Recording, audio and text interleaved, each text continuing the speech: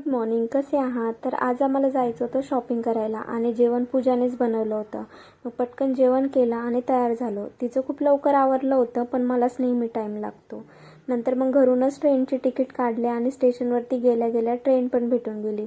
सर्वात अगोदर तिचं थोडं काम होतं, तिकडे गेलो. त्यानंतर मग मार्केटमध्ये गेलो, पण तिथे तिला काही पटलंच नाही. त्यानंतर एका कलिगच्या घरी जायचं होतं, तिकडे गेलो आणि जाताना मज्जाच आली. ह्या रिक्षावाल्याने आम्हाला रिक्षात बसून तर घेतलं होतं, पण नंतर म्हणतो की ऑनलाईन पण नाही आणि 500चे सुट्टे पण नाही. मग आजूबाजूला 2-3 ठिकाणी विचारून त्याला सुट्टे पैसे करून दिले आणि मग नंतर सरिताईकडे गेलो. तिकडे मस्त आमच्यासाठी चहा बनवली होती, ती चहा घेतली. नंतर आम्हाला जायचं होतं दादर मार्केटला. मग हुशार माझ्या भावाला घराची एक चावी देऊन पण त्याने ती पण घरी ठेवली. मग माझ्याकडची चावी त्याला अगोदर दिली. त्यानंतर मग आम्ही शॉपिंग करून घेतली आणि मग मस्त निंबू पाणी पिलं आणि रात्री जेवायला पार्सल घेतलं आणि निघालो रिटर्नला. मुंबईची आजची जी गर्दी होती ती आमच्यासाठी रिकामी ट्रेन भेटल्यासारखंच आहे. नंतर मग एका भावाचा बड्डे होता, त्याचा बड्डे आम्ही व्हिडिओ कॉलवरतीच अटेंड केला आणि नंतर मग लोकलमध्ये एक पेरूवाला दादा होता, तो खूपच चांगला होता. त्याने पहिले मार्केटिंगसाठी बऱ्याच जणांना फ्रीमध्ये पेरू दिले.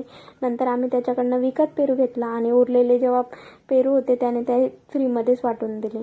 नंतर मग मुंबईमध्ये पोलिसांना बघितलं तर भीती नाही तर उलट सेफच वाटतं आणि मग नंतर मस्त घरी आलो आणि शॉपिंग केलेली उद्याच्या ब्लॉगमध्ये दाखवते.